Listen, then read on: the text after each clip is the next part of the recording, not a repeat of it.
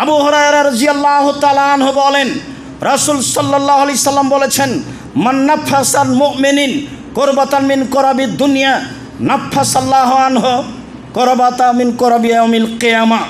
কেউ যদি কোনো মানুষকে, দুনিয়াতে বিপদগ্রস্ত মানুষকে যদি উদ্ধার করে, তাহলে আল্লাহ তাকে বিচারের মাঠে উদ্ধার করবেন। এ ওয়াদা আল্লাহর নবী করেছেন।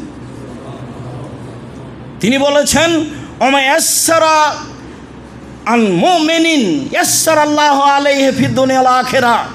বিপদগ্রস্ত মানুষের প্রতি যদি কেউ সহযোগিতা করে, টাকা পয়সা দিয়ে, সুপারিশ করে, তাহলে আল্লাহ তার সাহায্য করবেন ইহকালে ও পরকালে। তিনি বলেন, মান সাতারা মুসলিমান সাতারাহুল্লাহু ফিদ দুনিয়া ওয়াল আখিরাহ। কেউ যদি মুসলমান পুরুষ নারীর দোষকে ঢেকে রাখে, তাহলে আল্লাহ বিচারের মাঠে এবং ইহকালে তার সব দোষ ঢেকে রাখবেন, কাউকে বলবেন না, কাউকে জানতে দিবেন না। তাই তো আমি বলি, ওই সাংবাদিক আসলেই বলি যে আপনার রুজির কোনো পথ নাই দুনিয়াতে, এই পথ আপনি বাছাই করেছেন। সাংবাদিক সাহেব, আপনার রুজির আর দুনিয়াতে আল্লাহ পথ দেয়নি। আপনার কাজই তো হচ্ছে মানুষের দোষ ত্রুটি উদ্ঘাটন করার লেখা। কেমনে রুজি হালাল হতে পারে? কাজটাই হারাম।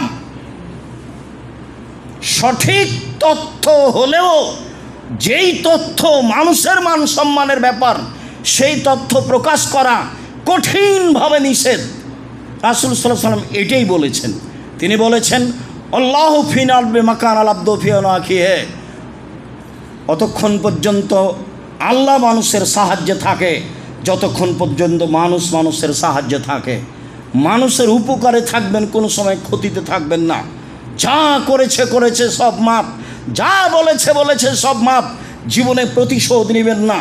বহুদিন বলেছি, প্রতিশোধের পাতা ছিঁড়ে দিবেন। যতদিন পর্যন্ত আপনি মানুষের সাহায্যে থাকবেন, ততদিন পর্যন্ত আল্লাহ আপনার সাহায্যে থাকবে। এই কথা মুহাম্মদ সাল্লাল্লাহু আলাইহি ওয়াসাল্লাম বলেন। তিনি